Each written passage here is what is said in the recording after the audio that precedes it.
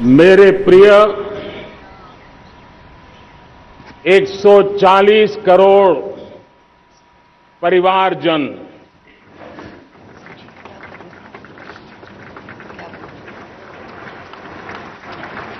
दुनिया का सबसे बड़ा लोकतंत्र और अब बहुत लोगों का अभिप्राय है कि जनसंख्या की दृष्टि से भी हम विश्व में नंबर 1 पर है। इतना बड़ा विशाल देश, 140 करोड़ देश कि मेरे भाई बहन, मेरे परिवारजन आज आजादी का पर्व मना रहे हैं। मैं देश के कोटि कोटि जनों को, देश और दुनिया में भारत को प्यार करने वाले, भारत का सम्मान करने वाले, भारत का गौरव करने वाले कोटि कोटि जनों को आजादी के इस महान पवित्र पर्व की अनेक अनेक शुभकामनाएं देता हूं। मेरे प्यारे परिवारजन, पूज्य बापू के नेतृत्व में असहयोग का आंदोलन, सत्याग्रह की मूवमेंट और भगत सिंह, सुखदेव, राजगुरु जैसे अनगिनत वीरों का बलिदान, उस पीढ़ी में शायद ही कोई व्यक्ति होगा जिसने देश की आजादी में अपना योगदान न दिया हो। मैं आज देश की आजादी के जंग में जिन जिन ने योगदान दिया है, बलिदान दिए हैं, त्याग किया है, तपस्या की है, उन सबको आदरपूर्वक नमन करता हूं, उनका अभिनंदन करता हूं। आज 15 अगस्त महान क्रांतिकारी और अध्यात्म जीवन के ऋषितुल्य प्रणेता श्री अरबिंदो की 150वीं जयंती पूर्ण हो रही है।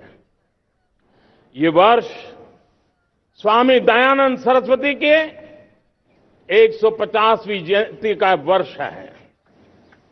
ये वर्ष रानी दुर्गावती के 500वीं जन्मशती का बहुत ही पवित्र अवसर है, जो पूरा देश बड़े धामधूम से मनाने वाला है। ये वर्ष मीराबाई, भक्ति योग की सिरमौर मीराबाई के 525 वर्ष का भी ये पावन पर्व है। ये बार जो 26 जनवरी हम मनाएंगे, वो हमारे गणतंत्र दिवस की 75वीं वर्षगांठ होगी। अनेक प्रकार से अनेक अवसर, अनेक संभावनाएं राष्ट्र निर्माण में जुटे रहने के लिए पल पल नई प्रेरणा, पल पल नई चेतना, पल पल सपने, पल पल संकल्प, शायद इससे बड़ा कोई अवसर नहीं हो सकता। मेरे प्यारे परिवारजन, इस बार प्राकृतिक आपदा ने देश के अनेक हिस्सों में अकल्पनीय संकट पैदा किए। जिन परिवारों ने इस संकट में सहन किया है, मैं उन सभी परिवारजनों के प्रति अपनी संवेदना प्रकट करता हूं और राज्य और केंद्र सरकार मिलकर के उन सभी संकटों से जल्दी से मुक्त होकर के फिर तेज गति से आगे बढ़ेंगे, ये मैं विश्वास दिलाता हूं। मेरे प्यारे परिवारजनों, पिछले कुछ सप्ताह नॉर्थ ईस्ट में, विशेषकर मणिपुर में और हिंदुस्तान के भी अन्य कुछ भागों में, लेकिन विशेषकर मणिपुर में जो हिंसा का दौर चला, कई लोगों को अपना जीवन खोना पड़ा, मां बेटियों के सम्मान के साथ खिलवाड़ हुआ। लेकिन कुछ दिनों से लगातार शांति की खबरें आ रही हैं। देश मणिपुर के लोगों के साथ है। देश मणिपुर के लोगों को पिछले कुछ दिनों से जो शांति बनाए रखी है, उस शांति के पर्व को आगे बढ़ाएं और शांति से ही समाधान का रास्ता निकलेगा। और राज्य और केंद्र सरकार मिलकर के उन समस्याओं के समाधान के लिए भरपूर प्रयास कर रही है, करती रहेगी। मेरे प्यारे परिवारजनों, जब हम इतिहास की तरफ नजर करते हैं तो इतिहास में कुछ पल ऐसे आते हैं जो अपनी अमिट छाप छोड़ करके जाते हैं और उसका प्रभाव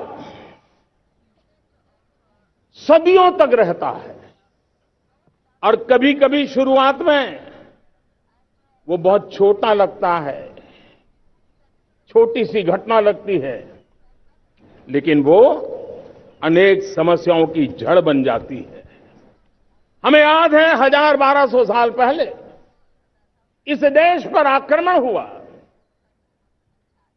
एक छोटे से राज्य के छोटे से राजा का पराजय हुआ, लेकिन तब पता तक नहीं था कि एक घटना भारत को 1000 साल की गुलामी में फंसा देगी। और हम गुलामी में जकड़ते गए, जो आया लूटता गया, जो जिसका मन चाहा हम पे आके सवार हो गया। कैसा विपरीत काल रहा होगा वो 1000 साल का। मेरे प्यारे परिवारजनों, घटना छोटी क्यों ना हो, लेकिन 1000 साल तक प्रभाव छोड़ के रही है। लेकिन मैं आज इस बात का जिक्र इसलिए करना चाहता हूं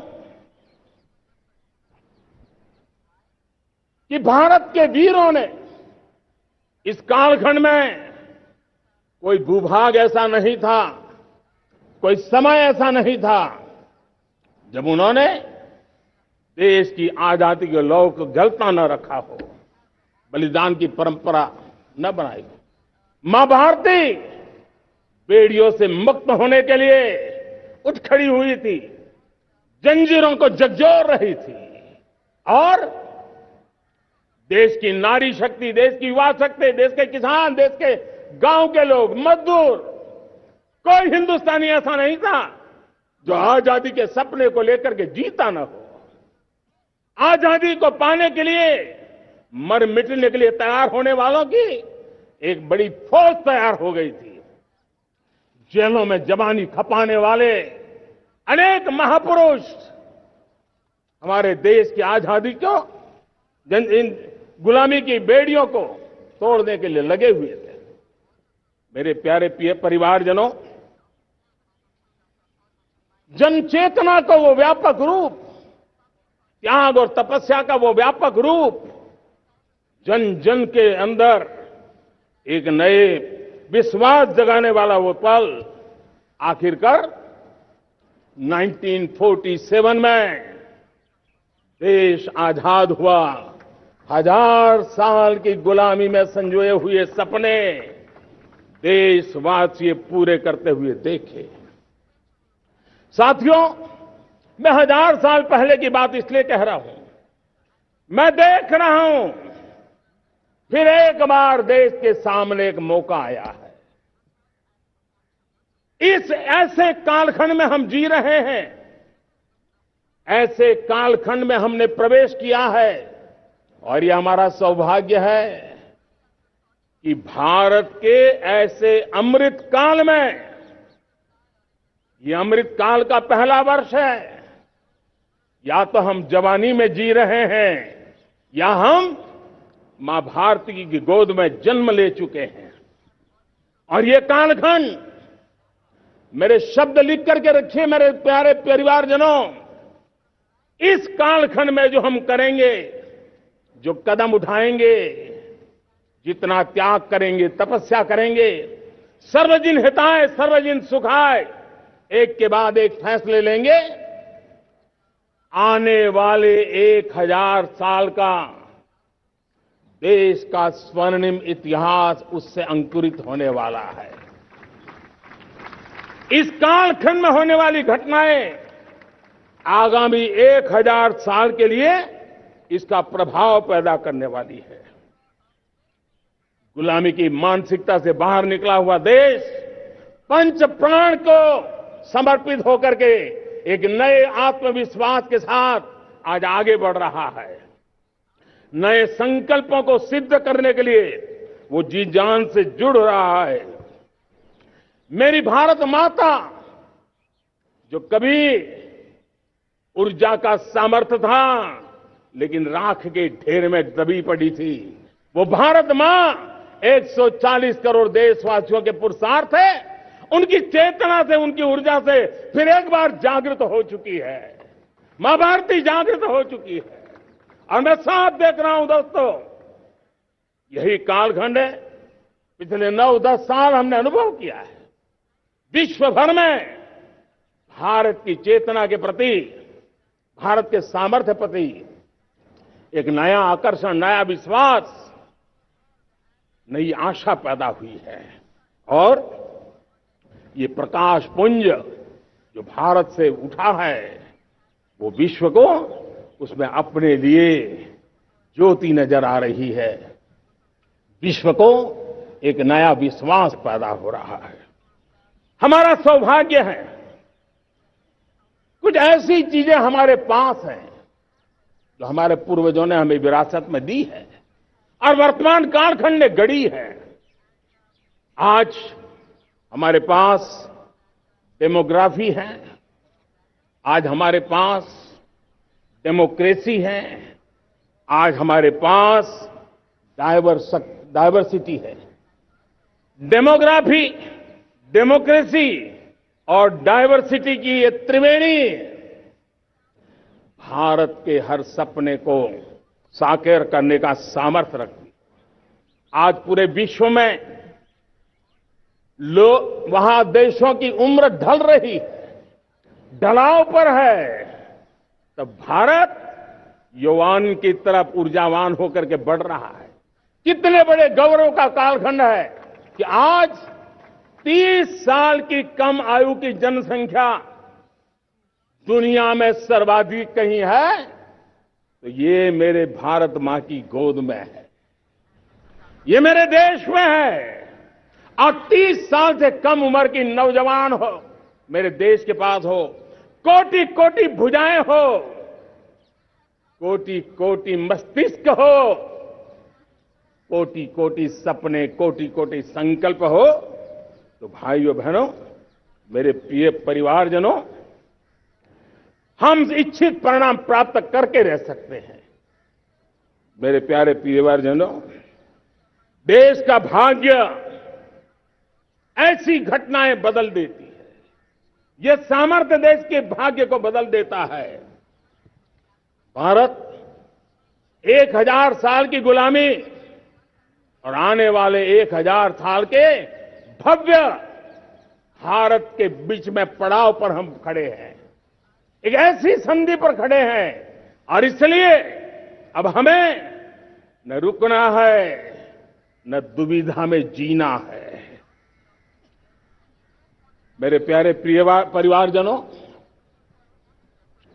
हमें खोई हुई उस विरासत का गर्व करते हुए, खोई हुई समृद्धि को प्राप्त करते हुए, हमें फिर एक बार, और ये बात मान के चले, हम जो भी करेंगे, हम जो भी कदम उठाएंगे, हम जो भी फैसला लेंगे, वो अगले 1000 साल तक अपनी दिशा निर्धारित करने वाला है, भारत के भाग्य को लिखने वाला है। मैं आज मेरे देश के नौजवानों को, मेरे देश की बेटे बेटियों को ये जरूर कहना चाहूंगा, जो सौभाग्य आज मेरे युवाओं को मिला है, ऐसा सौभाग्य शायद ही किसी के नसीब होता है जो आपके नसीब हुआ है। और इसलिए हमें ये गंवाना नहीं है। युवा शक्ति पर मेरा भरोसा है, युवा शक्ति में सामर्थ्य है, और हमारी नीतियां, हमारी रीतियां भी उस युवा सामर्थ्य को और बल देने के लिए है। आज मेरे युवाओं ने दुनिया में पहले 3 स्टार्टअप इकोसिस्टम में भारत को स्थान दिला दिया है। विश्व के युवाओं को अचंभा हो रहा है भारत के इस सामर्थ्य को लेकर के, भारत की इस ताकत को देख करके। आज दुनिया टेक्नोलॉजी ड्रिवन है और आने वाला युग टेक्नोलॉजी से प्रभावित रहने वाला है, और तब टेक्नोलॉजी में भारत की जो टैलेंट है उसकी एक नई भूमिका रहने वाली है। साथियों, मैं पिछले दिनों G20 समिट में बाली गया था, और बाली में दुनिया के समृद्ध देश, दुनिया के विकसित देश भी, उनके मुखिया मुझे भारत की डिजिटल इंडिया की सफलता के लिए बारीकियों से जानने के लिए इच्छुक थे। हर कोई इसका सवाल पूछता था, और जब मैं उनको कहता था कि भारत ने जो कमाल किया है ना, वो दिल्ली, मुंबई, चेन्नई तक सीमित नहीं है। भारत ने जो कमाल कर रहा है, मेरे टियर 2, टियर 3 सिटी के युवा भी आज मेरे देश का भाग्य गढ़ रहे हैं। छोटे छोटे स्थान के मेरे नौजवान, और मैं आज बड़े विश्वास से कहता हूं, देश का ये जो सामर्थ्य नया नजर आ रहा है, और इसलिए मैं कहता हूं, हमारे छोटे शहर आकार और आबादी में छोटे हो सकते हैं। ये हमारे छोटे छोटे शहर, हमारे कस्बे आकार और आबादी में छोटे हो सकते हैं, लेकिन आशा और आकांक्षा, प्रयास और प्रभाव वो किसी से कम नहीं है। वो सामर्थ्य उनके अंदर है। नए ऐप्स, नए सॉल्यूशन, टेक्नोलॉजी डिवाइस। अब खेलों की दुनिया देखिए, कौन बच्चे हैं? झुग्गी झोंपड़ी से निकले हुए बच्चे आज खेलों की दुनिया में पराक्रम दिखा रहे हैं। छोटे छोटे गांव के, छोटे छोटे कस्बे के नौजवान, हमारी बेटे बेटियां आज कमाल दिखा रही हैं। अब देखिए, मेरे देश की 100 जितनी स्कूल ऐसी हैं जहां के बच्चे सैटेलाइट बना करके सैटेलाइट छोड़ने की तैयारियां कर रही है। आज हजारों टिंकरिंग लैब नए वैज्ञानिकों का गर्भाधान कर रही है। आज हजारों टिंकरिंग लैब लाखों बच्चों को साइंस और टेक्नोलॉजी के राह पर आगे बढ़ने के लिए प्रेरणा दे रही है। मैं मेरे देश के नौजवानों को कहना चाहता हूं, अवसरों की कमी नहीं है। आप जितने अवसर चाहेंगे, ये देश आसमान से भी ज्यादा अवसर आपने देने का सामर्थ्य रखता है। मैं आज लाल किले की प्राचीर से मेरे देश की माताओं, बहनों, मेरे देश की बेटियों को हृदय से अभिनंदन करना चाहता हूं। देश आज जब पहुंचा है, अब विशेष शक्ति जुड़ रही है मेरी माताओं बहनों के सामर्थ्य की। आज देश प्रगति की राह पर चल पड़ा है, तो मैं मेरे किसान भाई बहनों का भी अभिनंदन करना चाहता हूं। ये आप ही का पुरुषार्थ है, ये आप ही का परिश्रम है कि देश आज कृषि क्षेत्र में आगे बढ़ रहा है। मैं मेरे मजदूरों का, मेरे श्रमिकों का, मेरे प्रिय परिवारजन, ऐसे कोटि कोटि श्रमिकों को आज मैं नमन करता हूं, उनका अभिनंदन कर रहा हूं। देश आज जो आधुनिकता की ओर बढ़ रहा है, विश्व की तुलना करने वाले सामर्थ्य के साथ नजर आ रहा है, उसके पीछे मेरे देश के मजदूरों का, मेरे देश के श्रमिकों का बहुत बड़ा योगदान है। आज समय कहता है कि लाल किले की प्राचीर से मैं उनका अभिनंदन करूं, उनका अभिवादन करूं, और ये मेरे परिवारजन 140 करोड़ देशवासी, मेरे इन श्रमिकों का, रेहड़ी पटरी वालों का, फूल सब्जी बेचने वालों का हम सम्मान करते हैं। मेरे देश को आगे बढ़ाने में, मेरे देश को प्रगति की नई ऊंचाई पर ले जाने में प्रोफेशनल्स की बहुत बड़ी भूमिका है, बढ़ती रही है। चाहे साइंटिस्ट हो, चाहे इंजीनियर्स हो, डॉक्टर्स हो, नर्सिस हो, शिक्षक हो, आचार्य हो, यूनिवर्सिटीज हो, गुरुकुल हो, हर कोई मां भारती का भविष्य उज्जवल बनाने के लिए अपनी पूरी ताकत से लगा हुआ है। मेरे प्यारे परिवारजनों, राष्ट्रीय चेतना वो एक ऐसा शब्द है जो हमें चिंताओं से मुक्त कर रहा है, और आज वो राष्ट्रीय चेतना ये सिद्ध कर रही है कि भारत का सबसे बड़ा सामर्थ्य बना है भरोसा, भारत का सबसे बड़ा सामर्थ्य बना है विश्वास। जन जन में हमारा विश्वास, जन जन का सरकार पर विश्वास, जन जन का देश के उज्जवल भविष्य पर विश्वास, और विश्व का भी भारत के प्रति विश्वास। ये विश्वास हमारी नीतियों का है, हमारी रीति का है। भारत के उज्जवल भविष्य को जिस निर्धारित मजबूत कदमों से हम आगे बढ़ा रहे हैं, उसका है। भाइयों बहनों, मेरे प्यारे परिवारजनों, ये बात निश्चित है कि भारत का सामर्थ्य और भारत की संभावनाएं विश्वास की नई बुलंदियों को पार करने वाली है, और ये विश्वास की नई बुलंदियां नए सामर्थ्यों को लेकर के चलनी चाह रही है। आज देश में G20 समिट के मेहमान नवाजी का भारत को अवसर मिला है, और पिछले एक साल से हिंदुस्तान के हर कोने में जिस प्रकार से G20 के अनेक ऐसे आयोजन हुए, अनेक कार्यक्रम हुए हैं, उसने देश के सामान्य मानवी के सामर्थ्य को विश्व को परिचित करा दिया है, भारत की विविधता का परिचय कराया है, भारत की डायवर्सिटी को दुनिया अचंभे से देख रही है, और उसके कारण भारत के तरफ आकर्षण बढ़ा है, भारत को जानने की, समझने की इच्छा जगी है।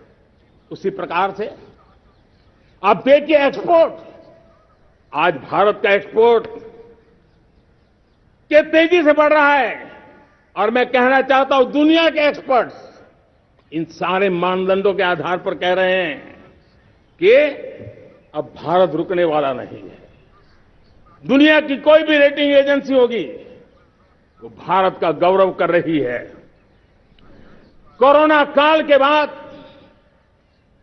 दुनिया एक नए सिरे से सोचने लगी, और मैं विश्वास से देख रहा हूं कि जिस प्रकार से द्वितीय महायुद्ध के बाद, द्वितीय विश्व युद्ध के बाद दुनिया ने एक नया वर्ल्ड ऑर्डर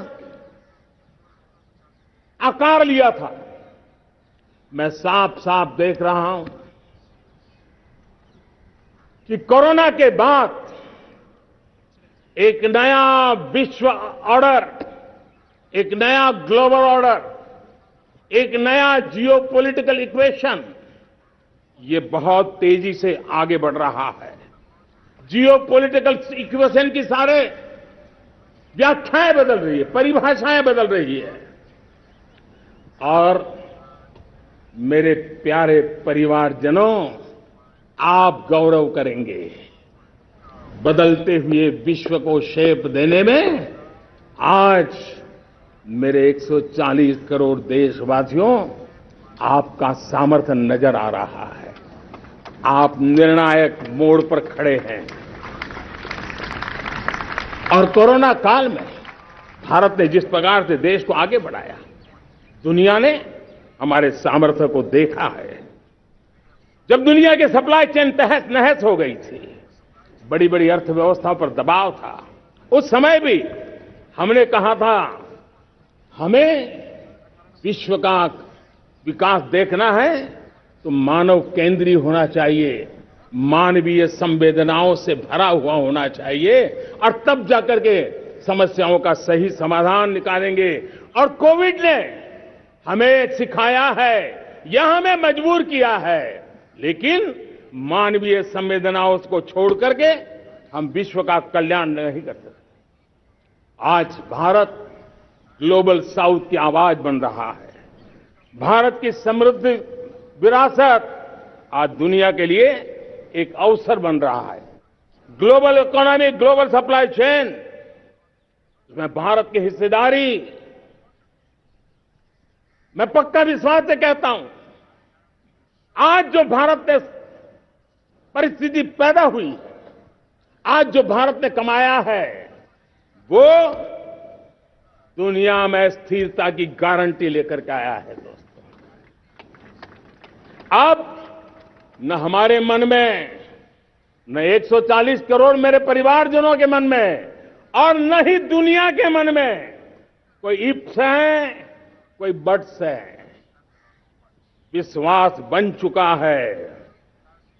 मेरे प्यारे देशवासियों, अब गेंद हमारे पाले में है।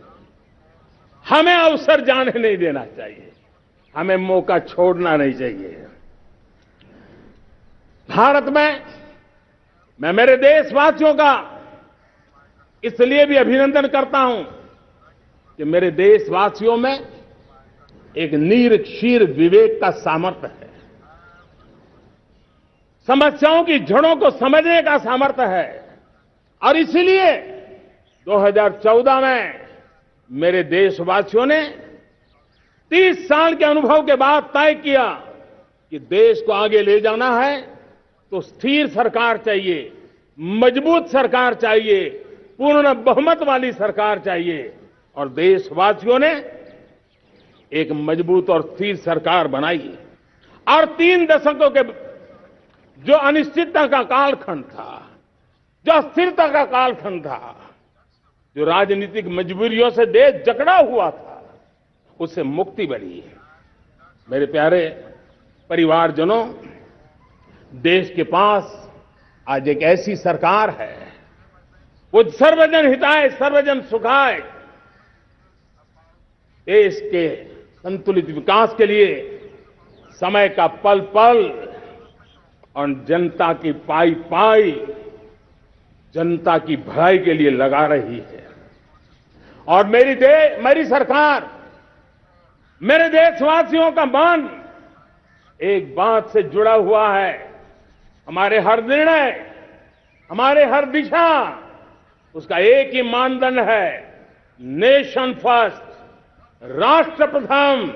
और राष्ट्र प्रथम यही दूरगामी परिणाम, सकारात्मक परिणाम पैदा करने वाला है। देश में बड़े स्तर पर काम हो रहा है। और लेकिन मैं कहना चाहूंगा, 2014 में आपने एक मजबूत सरकार बनाई और मैं कहता हूं 2014 में और 2019 में आपने एक सरकार फॉर्म की तो मोदी में रिफॉर्म करने की हिम्मत आई। आपने ऐसी सरकार फॉर्म की कि मोदी को रिफॉर्म की हिम्मत आई। और जब मोदी ने एक के बाद एक रिफॉर्म किए तो मेरे ब्यूरोक्रेसी के लोग, मेरे लाखों हाथ पैर जो हिंदुस्तान के कोने कोने में सरकार के हिस्से के रूप में काम कर रहे हैं, उन्होंने ब्यूरोक्रेसी ने ट्रांसफॉर्म करने के लिए परफॉर्म करने की जिम्मेवारी बखूबी निभाई और उन्होंने परफॉर्म करके दिखाया और जनता जनार्दन जुड़ गई तो वो ट्रांसफॉर्म होता भी नजर आ रहा है। और इसलिए रिफॉर्म, परफॉर्म, ट्रांसफॉर्म, ये कालखंड अब भारत के भविष्य को गढ़ रहा है। और हमारी सोच देश की उस ताकतों को बढ़ावा देने पर है जो आने वाले 1000 साल की नींव को मजबूत करने वाले हैं। दुनिया को युवा शक्ति की जरूरत है, युवा स्किल की जरूरत है। हमने अलग स्किल मिनिस्ट्री बनाई, वो भारत की आवश्यकताओं को तो पूरी करेगी, वो दुनिया की आवश्यकताओं को पूरी करने का भी सामर्थ्य रखेगी। हमने जल शक्ति मंत्रालय बनाया। मंत्रालय की बनाने की रचना को भी अगर कोई एनालिसिस करेगा ना, तो इस सरकार के मन मस्तिष्क को बड़े अच्छे ढंग से आप समझ पाएंगे। हमने जल शक्ति मंत्रालय बनाया। ये जल शक्ति मंत्रालय हमारे देश के एक एक देशवासियों को पीने का शुद्ध पानी पहुंचे, पर्यावरण की रक्षा के लिए पानी के प्रति संवेदनशील व्यवस्थाएं विकसित हो, उस पर हम बल रहे हैं।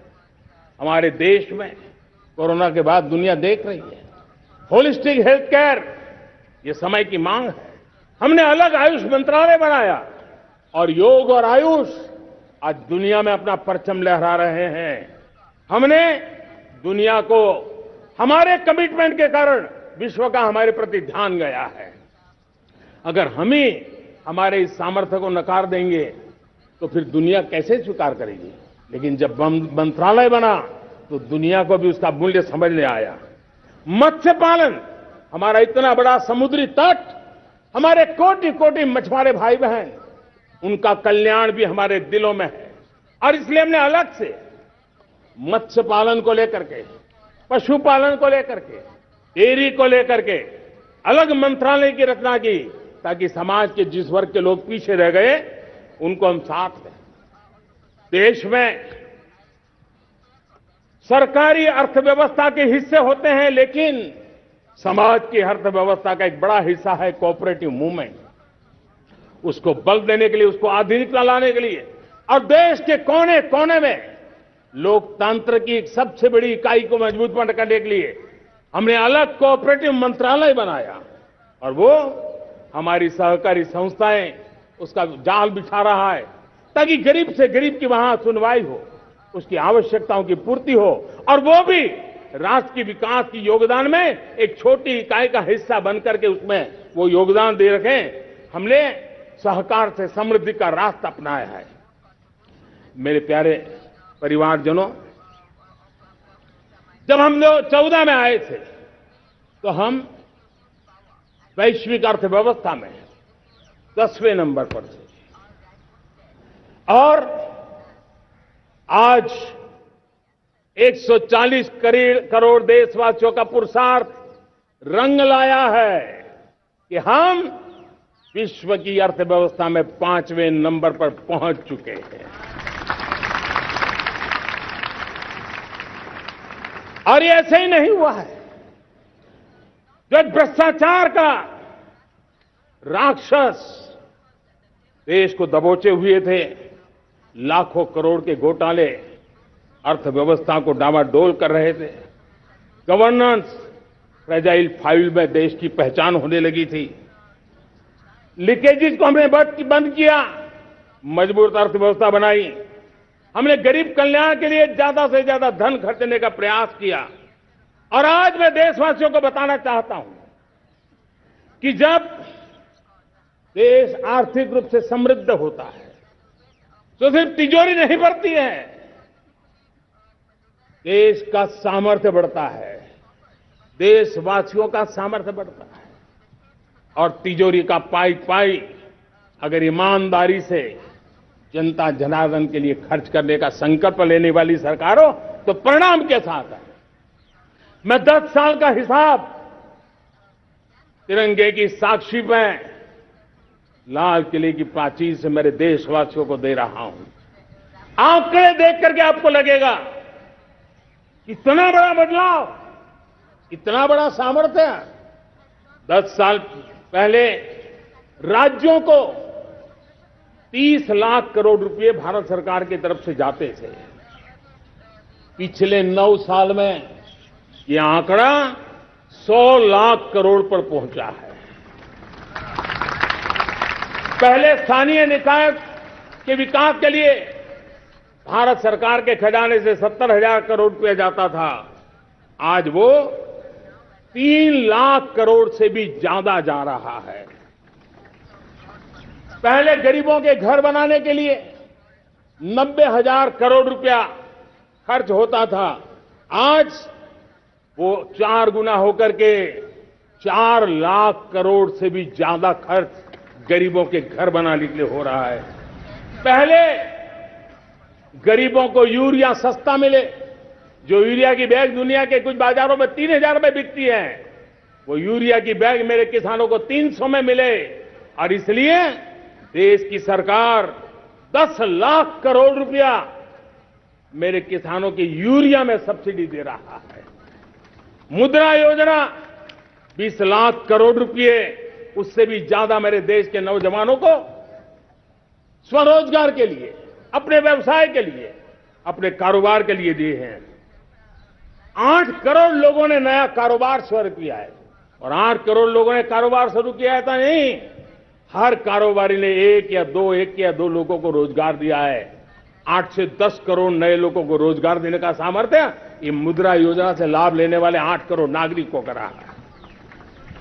एमएसएमईज को करीब 3.5 लाख करोड़ रुपए की मदद से कोरोना के संकट में भी उनको डूबने नहीं दिया, मरने नहीं दिया, उनको एक ताकत दी है। 1 रैंक 1 पेंशन मेरे देश के सेना के जवानों का एक सम्मान का विषय था। 70,000 करोड़ रुपया भारत की तिजोरी से आज पहुंचा है, मेरे निवृत्त सेना के नायकों के जेब में, उनके परिवार में पहुंचा है। सभी कैटेगरी में, मैंने तो कुछ ही गिनाए, मैं ज्यादा समय लेना नहीं चाहता। हर कैटेगरी में पहले की तुलना में अनेक गुना धन देश के विकास के लिए, कोने कोने में रोजगार पैदा करने के लिए, पाई पाई का उपयोग भारत का भाग्य बदलने के लिए हो, और इसलिए हमने काम किया है।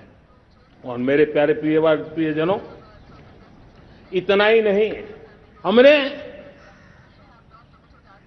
इन सारे प्रयासों का परिणाम है कि आज 5 साल के मेरे कार्यकाल में, 5 साल के कार्यकाल में, 5 साल में 13.5 करोड़ मेरे गरीब भाई बहन गरीबी की जंजीरों को तोड़ करके नियो मिडिल क्लास के रूप में बाहर आए हैं। जीवन का इससे बड़ा कोई संतोष नहीं होता। मेरे प्यारे प्रिय परिवारजनों, और जब 13.5 करोड़ लोग गरीबी की इस मुसीबतों से बाहर निकलते हैं, तो कैसी कैसी योजनाएं उनको मदद दी है। उनको आवास योजना का लाभ मिलना, पीएम स्वनिधि से 50,000 करोड़ रुपया रेहड़ी पटरी वालों तक पहुंचाया है। आने वाले दिनों में, आने वाली विश्वकर्मा जयंती पर एक कार्यक्रम हम लागू करेंगे।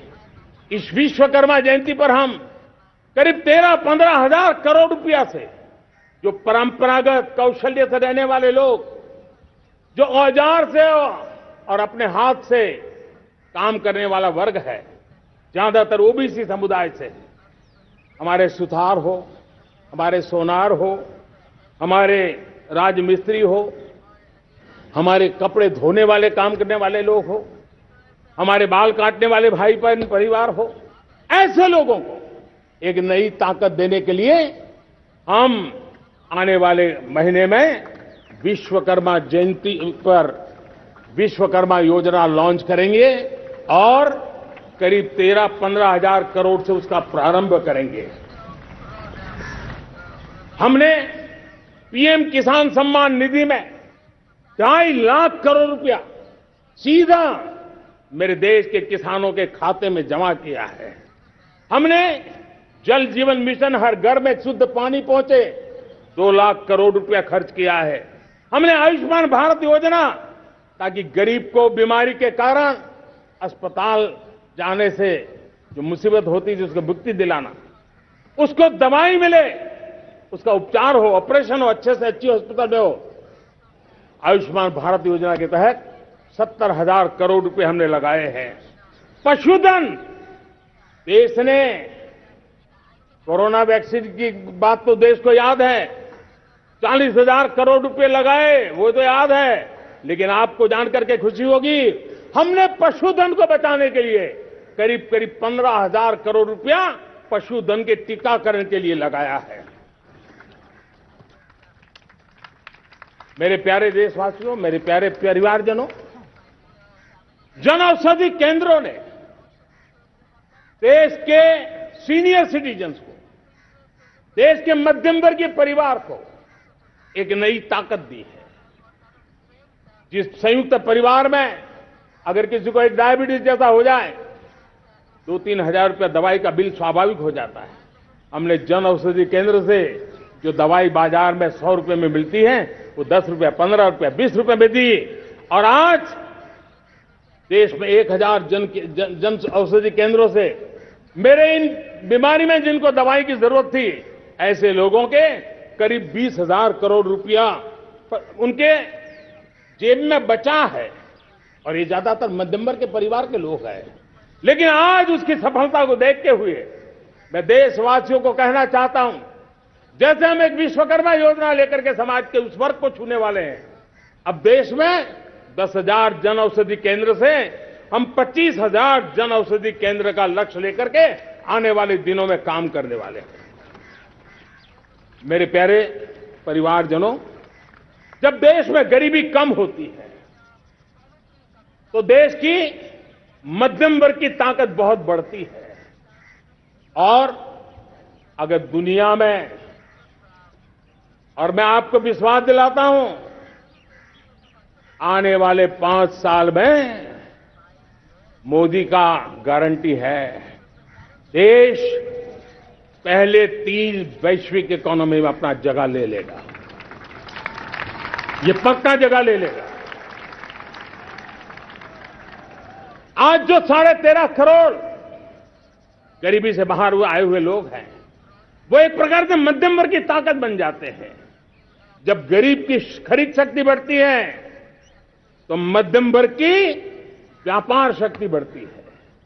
जब गांव की खरीद शक्ति बढ़ती है तब कस्बे और शहर की आर्थिक व्यवस्था और तेज गति से दौड़ती है। और यही इंटरकनेक्टेड हमारा अर्थचक्र होता है। हम उसको बल देकर के आगे चलना चाहते हैं। मेरे प्यारे परिवारजनों, शहर के अंदर जो कमजोर लोग रहते हैं, बिना घर को मुसीबत रहती है, मध्यम वर्ग के परिवार अपना खुद का घर का सपना देख रहे हैं, हम उसके लिए भी आने वाले कुछ सालों के लिए एक योजना लेकर के आ रहे हैं।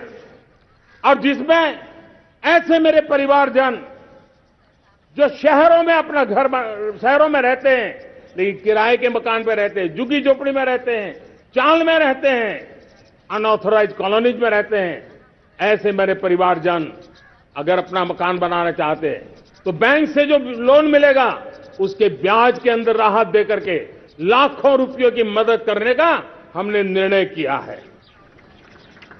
मेरे मध्यम वर्ग के परिवार को जब 2 लाख से 7 लाख इनकम टैक्स की सीमा बढ़ जाती है तो सबसे बड़ा लाभ सैलरी क्लास को होता है, मेरे मध्यम वर्ग को होता है। इंटरनेट का डेटा बहुत महंगा था 2014 के पहले, अब दुनिया का सबसे सस्ता इंटरनेट का डेटा का खर्चा हो रहा है। हर परिवार के पैसे बच रहे हैं। मेरे प्यारे परिवारजनों, विश्व कोरोना के बाद अभी तक उभर नहीं पाया है। युद्ध ने फिर एक नई मुसीबत पैदा की है। आज दुनिया महंगाई के संकट से जूझ रही है। पूरी दुनिया की अर्थव्यवस्था को महंगाई ने दबोच के रखा है। हम भी दुनिया से जिन सामान की जरूरत होती है लाते हैं, तो हमें सामान तो इंपोर्ट करते हैं। हमारा दुर्भाग्य है कि हमें महंगाई भी इंपोर्ट करनी पड़ती है, क्योंकि पूरी दुनिया को महंगाई ने जकड़ के रखा है। लेकिन मेरे प्यारे परिवारजनों, भारत ने महंगाई को नियंत्रित रखने के लिए भरसक प्रयास किए हैं। पिछले कालखंड की तुलना में हमें कुछ सफलता भी मिली है, लेकिन इतने से संतोष नहीं मान सकते। दुनिया से हमारी चीजें अच्छी है, इतने बात से हम सोच नहीं सकते। मुझे तो मेरे देशवासियों को महंगाई की बोझ कम से कम हो, इस दिशा में और भी कदम उठाने हैं और हम उस कदम को उठा के रहेंगे। मेरा प्रयास निरंतर जारी रहेगा। मेरे प्यारे परिवारजनों, आज देश अनेक क्षमताओं को लेकर के आगे बढ़ रहा है। देश आधुनिकता की तरफ आगे बढ़ने के लिए काम कर रहा है। आज देश रिन्यूएबल एनर्जी पे काम कर रहा है। आज देश ग्रीन हाइड्रोजन पे काम कर रहा है। देश की स्पेस पे क्षमता बढ़ रही है, तो देश की डीप सी मिशन में भी सफलता के साथ आगे चल रहा है। देश में रेल आधुनिक हो रही है, तो वंदे भारत बुलेट ट्रेन भी आज देश के अंदर काम कर रही है। गांव गांव पक्की सड़कें बन रही है, तो इलेक्ट्रिक बसें, मेट्रो की रचना भी आज देश में हो रहे हैं। आज गांव गांव तक इंटरनेट पहुंच रहा है, तो क्वांटम कंप्यूटर के लिए भी देश तय कर रहता है। नैनो यूरिया, नैनो डीएपी, उस पर काम हो रहा है, तो दूसरी तरफ जैविक खेती पर भी हम बल दे रहे हैं। आज किसान उत्पादक संघ एफपीओ का निर्माण हो रहा है, तो हम सेमीकंडक्टर का भी निर्माण करने के लिए चाह रहे हैं। हम दिव्यांग जनों के लिए एक सुगम भारत के निर्माण के लिए काम करते हैं, तो हम पैरालंपिक में भी हिंदुस्तान का तिरंगा झंडा गाड़ने के लिए मेरे दिव्यांग जनों को सामर्थ्यवान बना रहे हैं। हम खिलाड़ियों को स्पेशल ट्रेनिंग दे रहे हैं।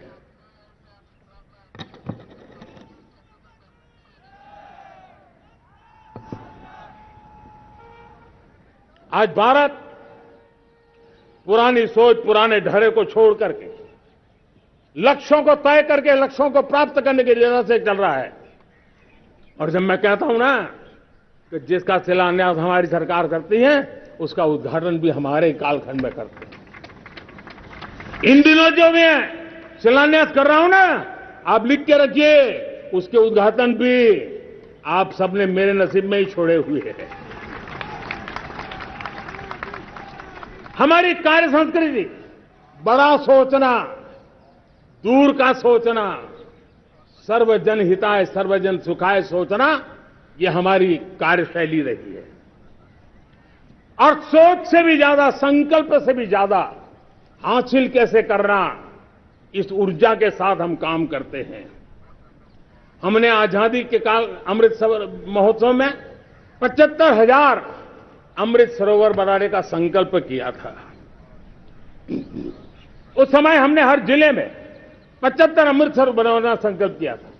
करीब 50-55 हजार अमृत सरोवर की कल्पना की थी, लेकिन आज करीब 75,000 अमृत सरोवर का काम निर्माण हो रहा है।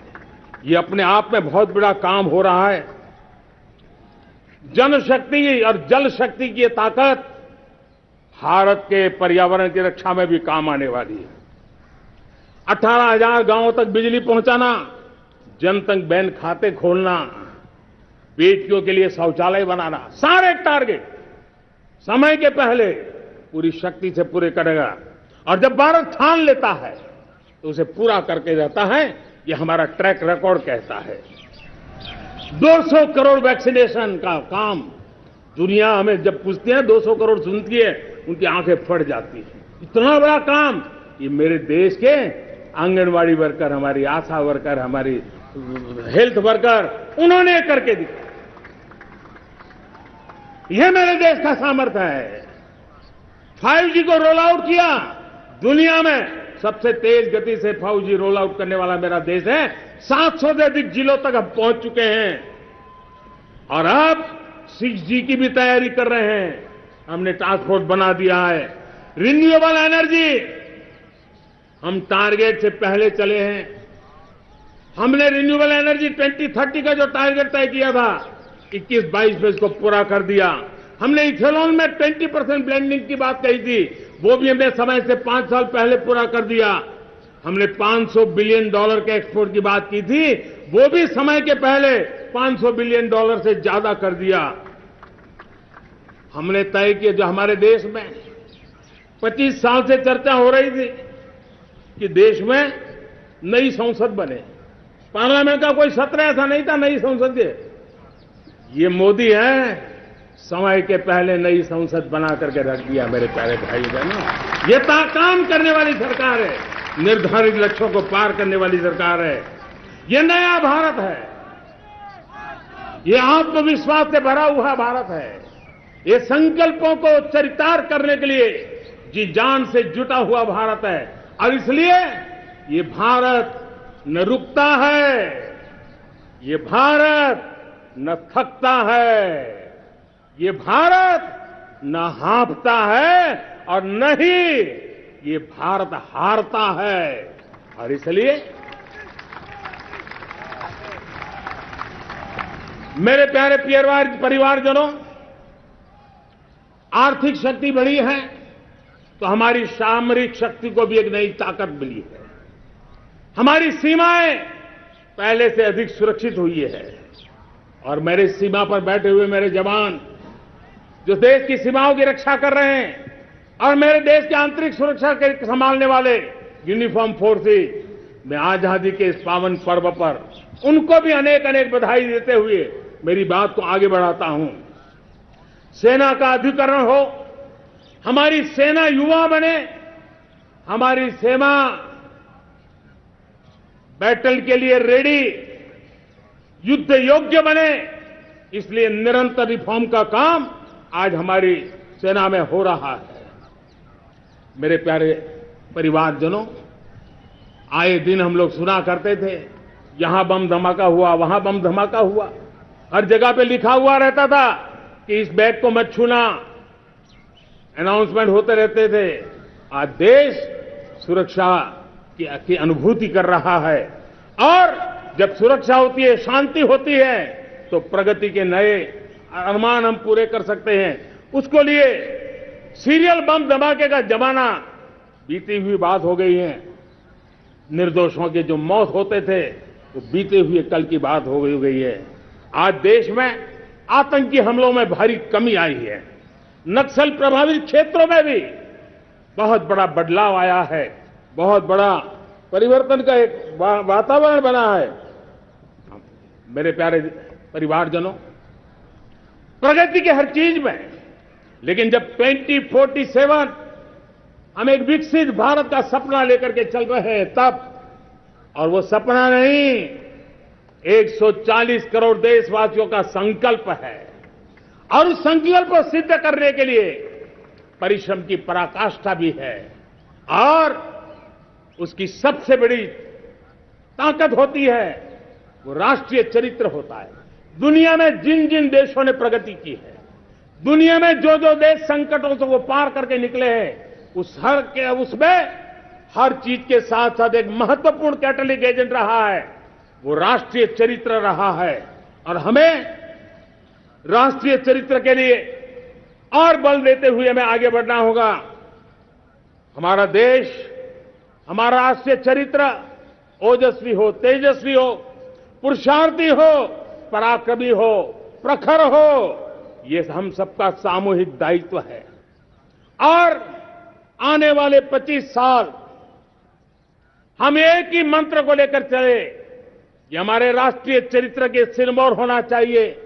एकता का संदेश, भारत की एकता को जीना, भारत की एकता को आंच आए, न ऐसी मेरी भाषा होगी, न ऐसा मेरा कोई कदम होगा। हर पल देश को जोड़ने का प्रयास मेरी तरफ से भी होता रहेगा। भारत की एकता हमें सामर्थ्य देती है। उत्तर हो, दक्षिण हो, पूरब हो, पश्चिम हो, गांव हो, शहर हो, पुरुष हो, नारी हो, हम सबने एकता के भाव के साथ और विविधता भरे देश में एकता का सामर्थ्य होता है। और दूसरी महत्व की बात मैं देख रहा हूं, अगर 2047 में हमें हमारे देश को विकसित भारत के रूप में देखना है तो हमें श्रेष्ठ भारत के मंत्र को जीना होगा, हमें चरितार्थ करना होगा। अब हमारे प्रोडक्शन में मैंने 2014 में कहा था जीरो डिफेक्ट, जीरो इफेक्ट। दुनिया के किसी भी टेबल पर मेक इन इंडिया चीज हो तो दुनिया को विश्वास होना चाहिए, इससे बेहतर दुनिया में कुछ नहीं हो सकता है। ये अल्टीमेट होगा। हमारी हर चीज, हमारी सर्विसेज होगी तो श्रेष्ठ होगी, हमारे शब्द की ताकत होगी तो श्रेष्ठ होगी, हमारी संस्थाएं होगी तो श्रेष्ठ होगी, हमारी निर्णय प्रक्रियाएं होगी तो श्रेष्ठ होगी। ये श्रेष्ठता का भाव लेकर के हमें चलना होगा। तीसरी बात है, देश में आगे बढ़ाने के लिए एक अतिरिक्त शक्ति का सामर्थ्य भारत को आगे ले जाने वाला है, और वो है विमेन लेड डेवलपमेंट। आज भारत गर्व से कह सकता है कि दुनिया में नागरिक उड्डयन में अगर किसी एक देश में सबसे ज्यादा विमेन पायलट है तो मेरे देश में है। आज चंद्रयान की गति हो, मून मिशन की बात हो, मेरी विमेन साइंटिस्ट उसका नेतृत्व कर रहे हैं। आज विमेन सेल्फ हेल्प ग्रुप हो, मेरी 2 करोड़ लखपति दीदी का लक्ष्य लेकर के आज विमेन सेल्फ हेल्प ग्रुप पे हम काम कर रहे हैं। हम हमारी नारी शक्ति के सामर्थ्य को बढ़ावा देते हुए विमेन लेड डेवलपमेंट के, और जब G20 में मैंने विमेन लेड डेवलपमेंट के विषय को आगे बढ़ाया है तो पूरा G20 समूह इसके महत्व को स्वीकार कर रहा है, और उसके महत्व को स्वीकार कर करके वो उसको बहुत बल दे रहे हैं। उसी प्रकार से भारत विविधताओं से भरा देश है। असंतुलित विकास के हम शिकार रहे हैं। मेरा पराया का के कारण हमारे देश के कुछ हिस्से उसके शिकार रहे हैं।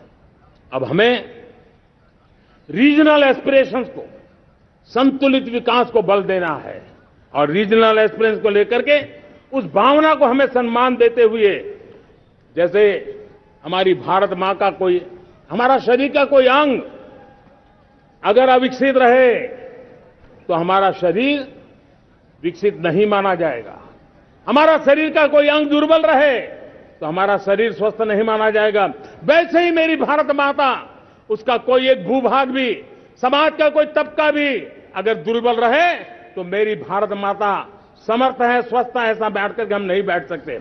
और इसलिए रीजनल एस्पिरेशन को हमने एड्रेस करने की आवश्यकता है, और इसलिए हम समाज का सर्वांगीण विकास हो, सर्वस्पर्शी विकास हो, भूभाग के हर क्षेत्र को उसकी अपनी ताकत को खिलने का अवसर मिले, उस दिशा में आगे बढ़ना चाहते हैं।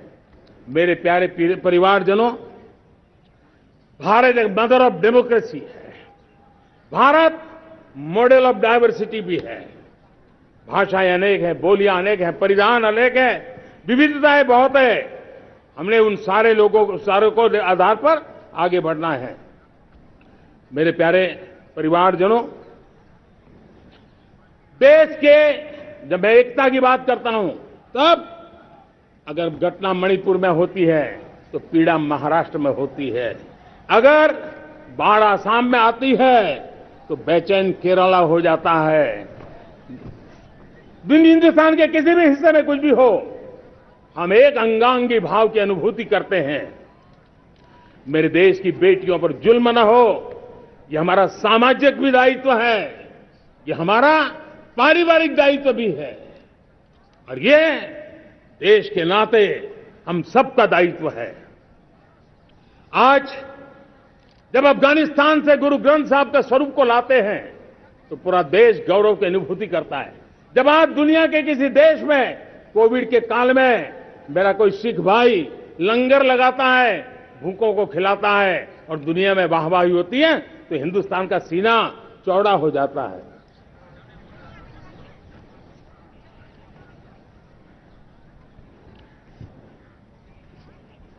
मेरे प्यारे परिवारजनों,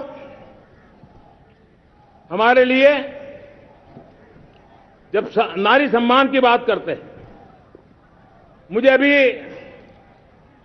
एक देश में दौरा कर रहा था, तो वहां एक बहुत ही सीनियर मिनिस्टर, उसने मुझे एक सवाल पूछा। उसने कहा, आपके यहां बेटियां साइंस और इंजीनियरिंग के विषयों की पढ़ाई करती है क्या? उसमें क्या था? मैंने उनको कहा, आज मेरे देश में लड़कों से ज्यादा बेटियां आज स्टेम यानी साइंस, टेक्नोलॉजी, इंजीनियरिंग और मैथ्स, अधिकतम भाग मेरी बेटियां ले रही है। तो उनके लिए अचरज था। ये सामर्थ्य आज हमारे देश का देख रहा है। मेरे प्यारे परिवारजनों, आज 10 करोड़ महिलाएं विमेन सेल्फ हेल्प में जुड़ी हुई है, और विमेन सेल्फ हेल्प ग्रुप के साथ आप गांव में जाएंगे तो आपको बैंक वाली दीदी मिलेगी, आपको आंगनवाड़ी वाली दीदी मिलेगी, आपको दवाई देने वाली दीदी मिलेगी। और अब मेरा सपना है 2 करोड़ लखपति दीदी बनाने का, गांव में 2 करोड़ लखपति दीदी। और इसके लिए एक नया अभिगम भेजा, साइंस और टेक्नोलॉजी। हमारे गांव की महिलाओं का भी सामर्थ्य देखता हूं मैं, और इसलिए हम एक नई योजना सोच रहे हैं कि हमारे एग्रीकल्चर सेक्टर में टेक्नोलॉजी आए, एग्रीटेक को बल मिले। इसलिए विमेन सेल्फ हेल्प ग्रुप की बहनों को हम ट्रेनिंग देंगे, ड्रोन चलाने की, ड्रोन रिपेयरिंग की हम ट्रेनिंग देंगे, और हजारों ऐसे विमेन सेल्फ हेल्प ग्रुप को भारत सरकार ड्रोन देगी, ट्रेनिंग देगी, और हमारे एग्रीकल्चर के काम में ड्रोन की सेवाएं उपलब्ध हो। इसके लिए हम शुरुआत करेंगे। प्रारंभ हम 15,000 विमेन सेल्फ हेल्प ग्रुप के द्वारा ये ड्रोन की उड़ान का हम आरंभ कर रहे हैं। मुझे विश्वास है कि इसके कारण हमारे परिवारजनों का, मेरे प्यारे परिवारजनों, आज देश आधुनिकता की तरफ बढ़ रहा है। हाईवे हो, रेलवे हो, एयरवे हो, हाईवेज हो, इंफॉर्मेशन वेज, वाटरवेज हो, कोई क्षेत्र ऐसा नहीं है जिस क्षेत्र को आगे बढ़ाने की दिशा में आज देश काम न करता हो। पिछले 9 वर्ष में तटीय क्षेत्रों में हमने, आदिवासी क्षेत्र में, हमारे पहाड़ी क्षेत्र में विकास को बहुत बल दिया है। हमने पर्वतमाला, भारतमाला ऐसी योजनाओं के द्वारा समाज के उस वर्ग को हमने बल दिया है। हमने गैस की पाइपलाइन से हमारे पूर्वी भारत को जोड़ने का काम किया है। हमने अस्पतालों की संख्या बढ़ाई है, हमने डॉक्टर की सीटें बढ़ाई है ताकि हमारे बच्चे डॉक्टर बनने का सपना पूरा कर सके। हमने मातृभाषा में पढ़ाने पर बल दिया है, अब मातृभाषा में वो पढ़ाई कर सके उस दिशा में। और मैं भारत के सुप्रीम कोर्ट का भी धन्यवाद करता हूं कि भारत की सुप्रीम कोर्ट ने कहा है कि आप जो जजमेंट देंगे उसका जो ऑपरेटिव पार्ट होगा वो जो अदालत में आया है उसकी भाषा में उसको उपलब्ध होगा। मातृभाषा का महात्मा आज बढ़ रहा है। मेरे प्यारे भाई परिवारजनों, आज तक हमारे देश के जो बॉर्डर विलेज हैं, हमने वाइब्रेंट बॉर्डर विलेज का एक कार्यक्रम शुरू किया है। और वाइब्रेंट बॉर्डर विलेज, अब तक इसके लिए कहा जाता था देश के आखिरी गांव। हमने उस पूरी सोच को बदला है, वो देश का आखिरी गांव नहीं है। सीमा पर जो नजर आ रहा है वो मेरे देश का पहला गांव है। अगर सूरज उगता है पूरब में तो उस तरफ के गांव में पहली सूरज की किरण आती है। अगर सूरज ढलता है तो इस तरफ के गांव में आखिरी किरण उसका लाभ मिलता है। ये मेरे पहले गांव है और मुझे खुशी है कि आज मेरे इस कार्यक्रम के विशेष मेहमान, ये जो पहले गांव है, सीमावर्ती गांव है, उसके 600 प्रधान आज इस लाल किले की प्राचीर के इस महत्वपूर्ण कार्यक्रम का हिस्सा बनने के लिए आए। पहली बार वो इतनी दूर तक आए हैं, नए संकल्प और सामर्थ्य के साथ जुड़ने के लिए आया है। मेरे प्यारे परिवारजनों, हमने संतुलित विकास के लिए एस्पिरेशनल डिस्ट्रिक्ट, एस्पिरेशनल ब्लॉक की कल्पना की और आज उसके सुखद परिणाम मिल रहे हैं। आज राज्य के जो नॉर्मल पैरामीटर्स हैं, जो एस्पिरेशनल डिस्ट्रिक्ट कभी बहुत पीछे थे, वो आज राज्य में भी अच्छा करने लग गए हैं। और मुझे विश्वास है कि आने वाले दिनों में ये हमारे आकांक्षी जिले, हमारे आकांक्षी बॉल अवश्य आगे बढ़ेंगे। जैसे मैंने कहा था, भारत का चरित्र की चर्चा कर रहा था, तो मैंने पहला कहा था भारत की एकता, दूसरा कहा था भारत श्रेष्ठता की तरफ बल दें, तीसरा कहा था विमेन लेड डेवलपमेंट की मैंने बात कही थी, और मैं आज एक बात और कहना चाहता हूं कि हम जैसे रीजनल एस्पिरेशन, मैंने चौथी बात कही थी, पांचवी महत्व की बात, और भारत ने अब उस दिशा में ध्यान, और वो है हमारा राष्ट्रीय चरित्र विश्व मंगल के लिए सोचने वाला होना चाहिए। हमें देश को इतना मजबूत बनाना है जो विश्व मंगल के लिए भी अपनी भूमिका अदा करे। और आज कोरोना के बाद मैं देख रहा हूं जिस प्रकार से संकट की घड़ी में देश ने दुनिया की मदद की, उसका परिणाम है कि आज दुनिया में हमारा देश एक विश्व मित्र के रूप में, विश्व का अटूट साथी के रूप में आज मेरे देश की पहचान बनी है। हमें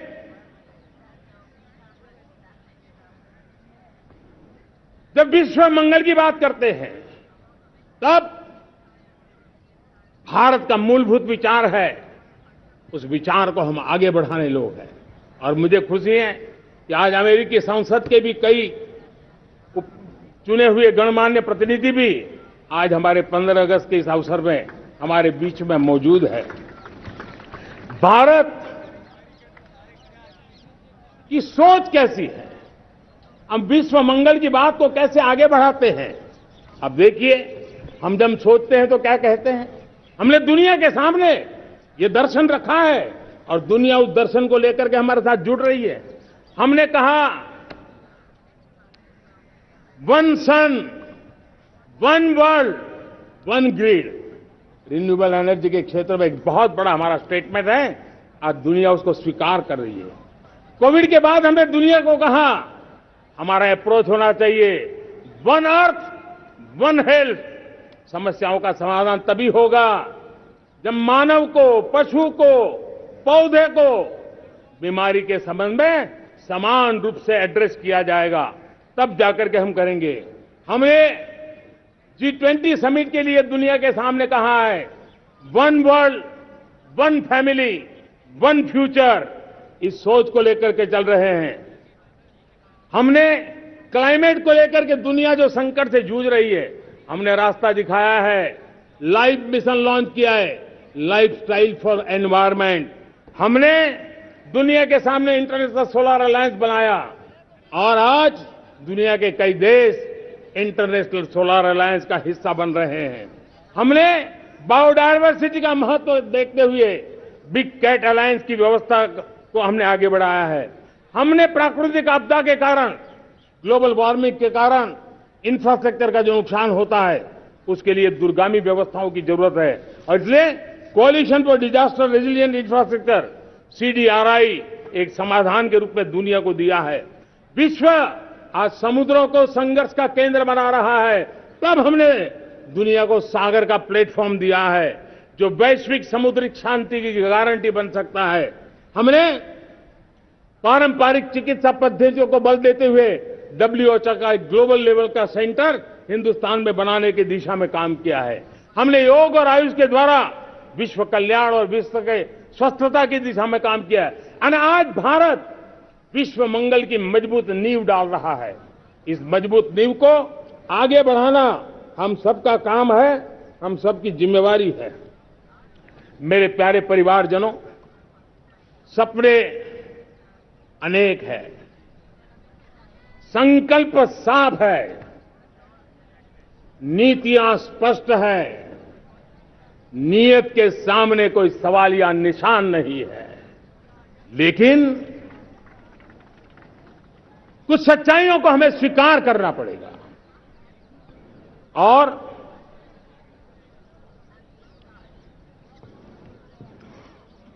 उसके समाधान के लिए मेरे प्रिय परिवारजनों, मैं आज लाल किले से आपकी मदद मांगने आया हूं। मैं लाल किले से आपके आशीर्वाद मांगने आया हूं, क्योंकि पिछले सालों मैंने देश को जो समझा है, देश की आवश्यकताओं को जो मैंने परखा है और अनुभव के आधार पर मैं कह रहा हूं कि आज गंभीरतापूर्वक उन चीजों को हमें लेना होगा। आजादी के अमृतकाल में 2047 में जब देश आजादी के 100 साल मनाएगा, उस समय दुनिया में भारत का तिरंगा झंडा विकसित भारत का तिरंगा झंडा होना चाहिए।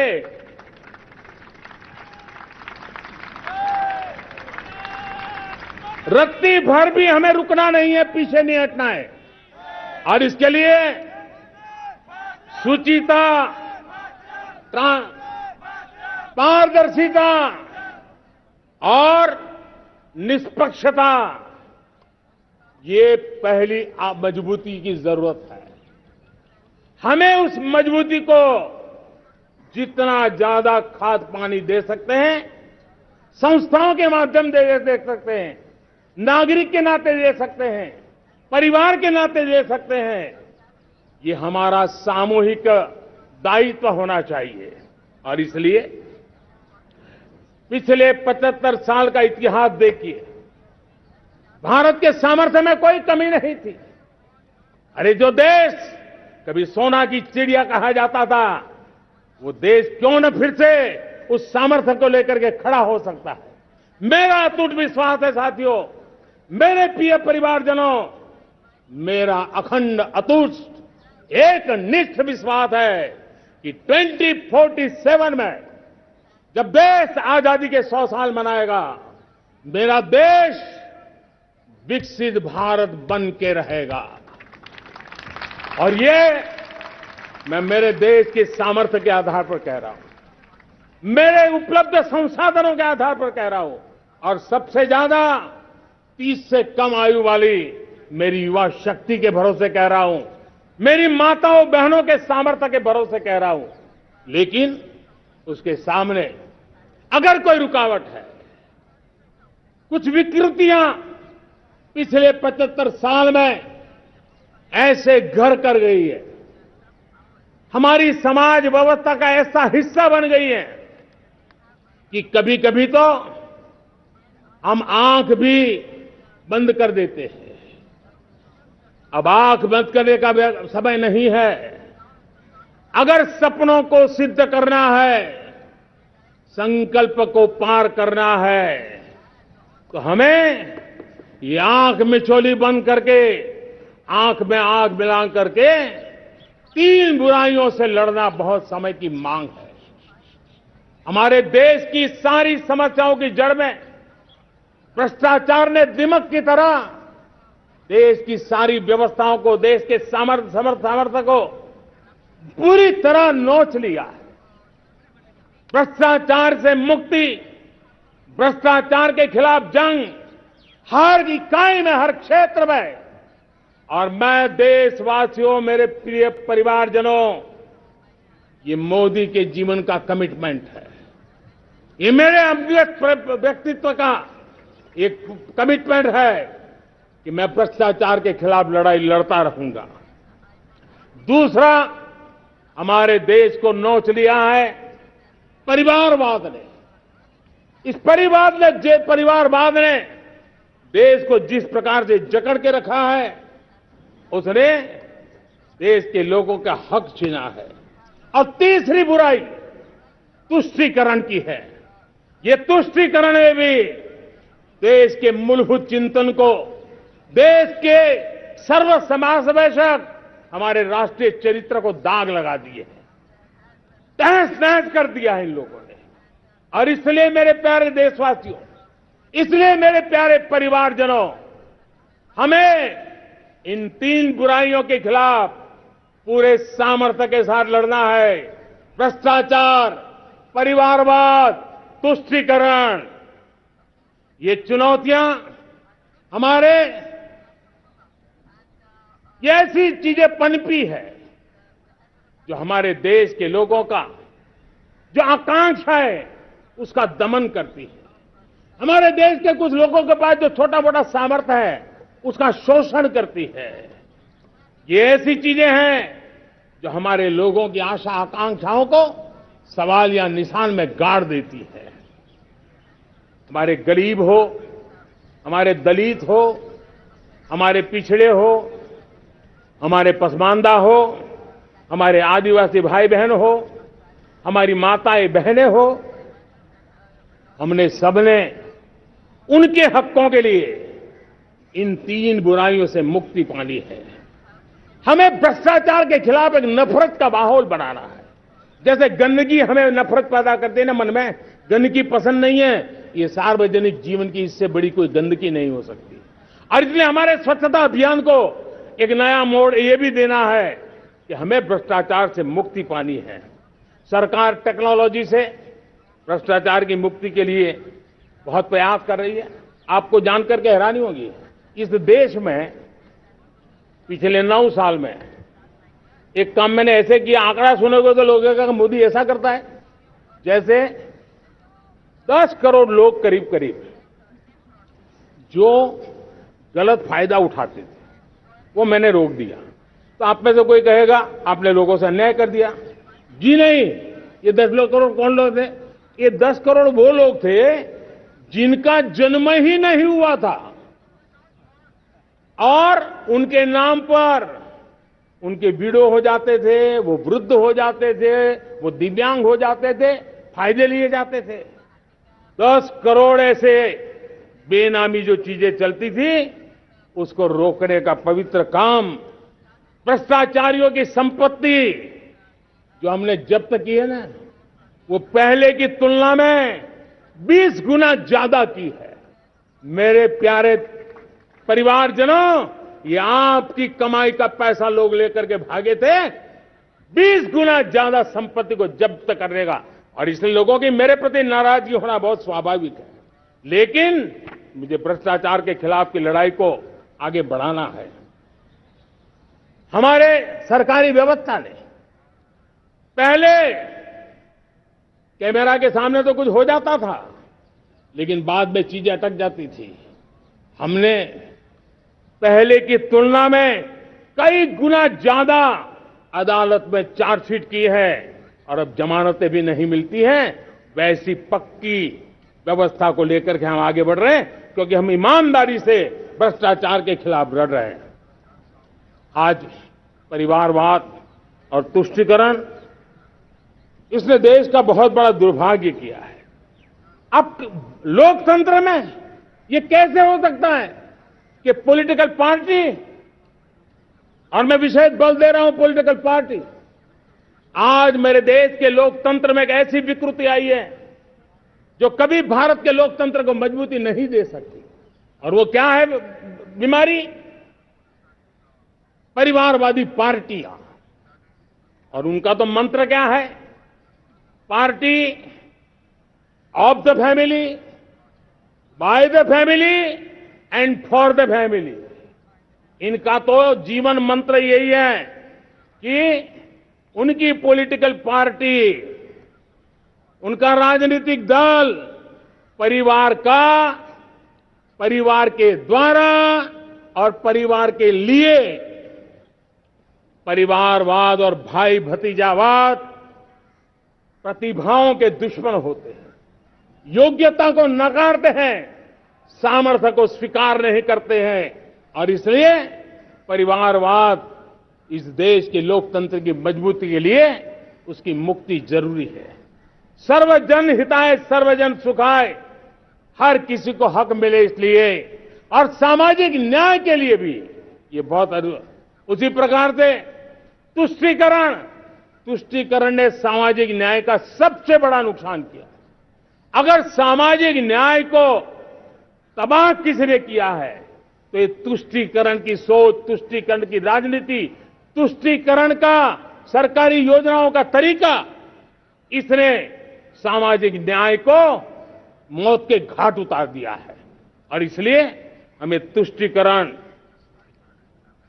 भ्रष्टाचार, ये विकास का सबसे बड़ा दुश्मन है। अगर देश विकास चाहता है, देश 2047 विकसित भारत का सपना का साकार करना चाहता है, तो हमारे लिए आवश्यक है कि हम किसी भी हालत में देश में भ्रष्टाचार को सहन नहीं करेंगे। इस मूड को लेकर के चलना चाहिए। मेरे प्यारे परिवारजनों, हम सबका एक बहुत बड़ा महत्वपूर्ण दायित्व है। आपने जिस प्रकार से जिंदगी जी है, हमारे आने वाली पीढ़ी को ऐसी जिंदगी जीने के लिए मजबूर करना, यह हमारा गुनाह है। यह हमारा दायित्व है कि हमारे आने वाली पीढ़ी को हम ऐसा समृद्ध देश दें, ऐसा संतुलित देश दें, ऐसा सामाजिक न्याय की धरोहर वाला देश दें, ताकि छोटी छोटी चीजों को पाने के लिए उन्हें कभी भी संघर्ष न करना पड़े। हम सभी का कर्तव्य, हर नागरिक का कर्तव्य है, और ये अमृत काल कर्तव्य काल है। हम कर्तव्य से पीछे नहीं उठ सकते। हमें वो भारत बनाना है जो पूज्य बापू के सपनों का था। हमें वो भारत बनाना है जो हमारे स्वतंत्र सेनानियों का सपना था। हमें वो भारत बनाना है जो हमारे वीर शहीदों का था, हमारी वीरांगनाओं का था, जिन्होंने मातृभूमि के लिए अपना जीवन दे दिया था। मेरे प्यारे परिवारजनों, मैं जब 2014 में आपके पास आया था, तब 2014 में मैं परिवर्तन का वादा लेकर के आया था।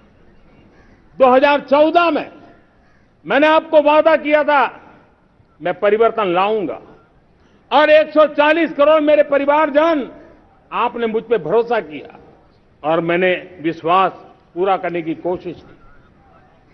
रिफॉर्म, परफॉर्म, ट्रांसफॉर्म, वो 5 साल जो वादा था वो विश्वास में बदल गया, क्योंकि मैंने परिवर्तन का वादा किया था। रिफॉर्म, परफॉर्म, ट्रांसफॉर्म के द्वारा मैंने इस वादे को विश्वास में बदल दिया। कठोर परिश्रम किया है, देश के लिए किया है, शान से किया है, सिर्फ और सिर्फ नेशन फर्स्ट, राष्ट्र सर्वोपरि, इस भाव से किया है। 2019 में परफॉर्मेंस के आधार पर आप सबने मुझे फिर से आशीर्वाद दिया। परिवर्तन का वादा मुझे यहां ले आया, परफॉर्मेंस मुझे दोबारा ले आया, और आने वाले 5 साल अभूतपूर्व विकास के हैं।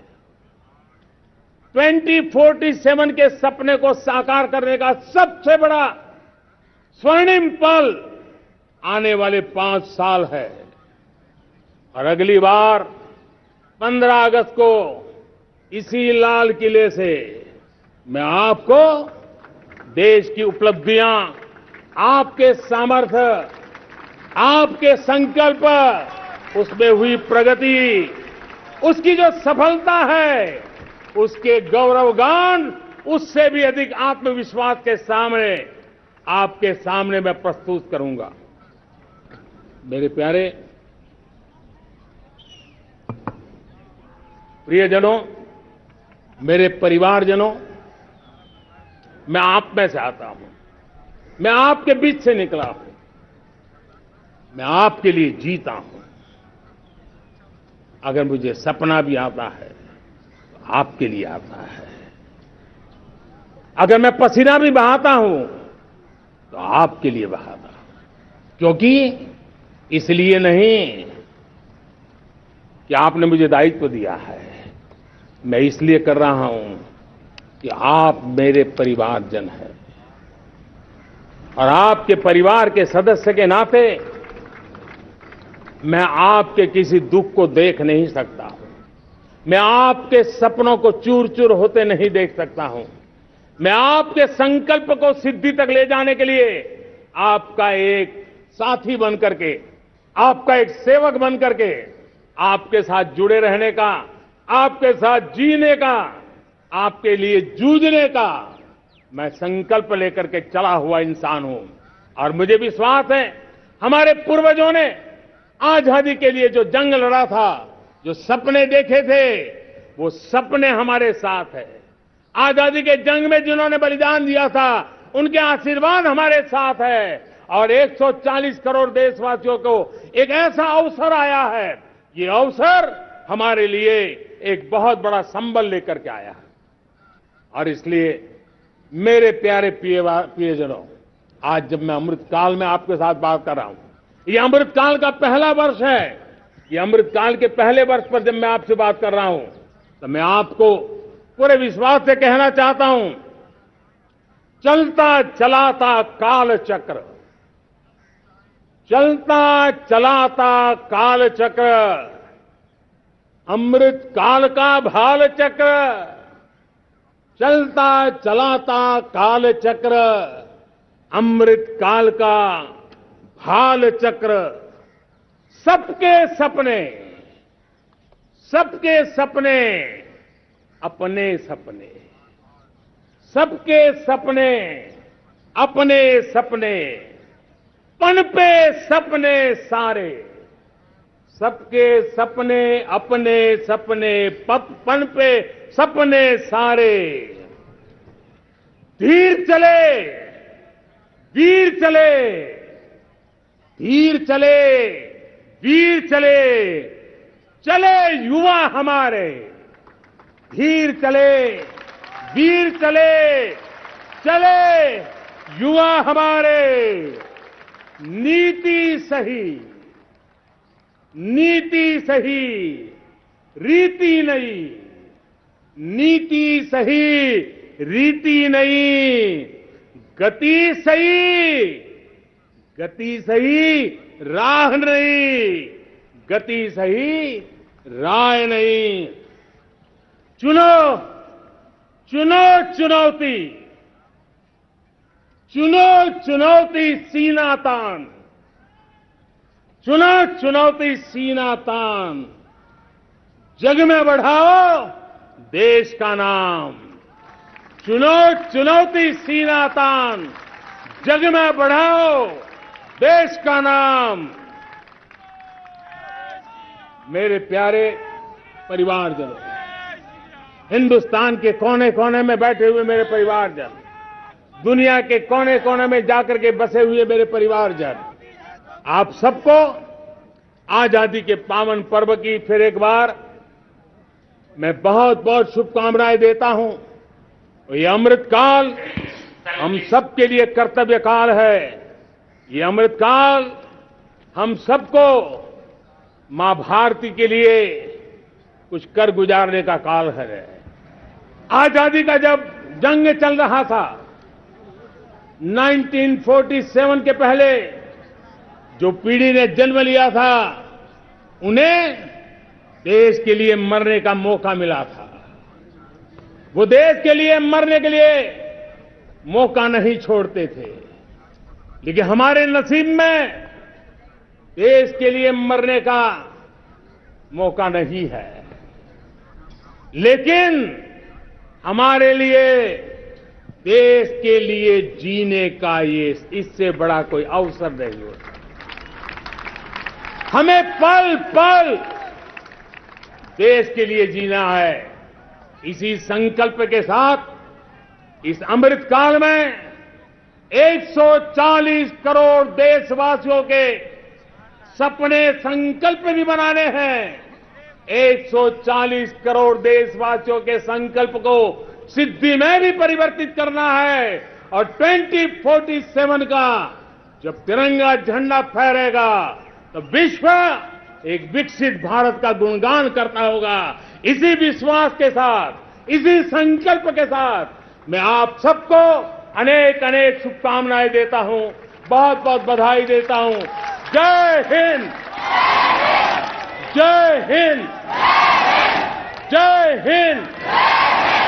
भारत माता की, भारत माता की, भारत माता की। वंदे, वंदे, वंदे। बहुत बहुत धन्यवाद।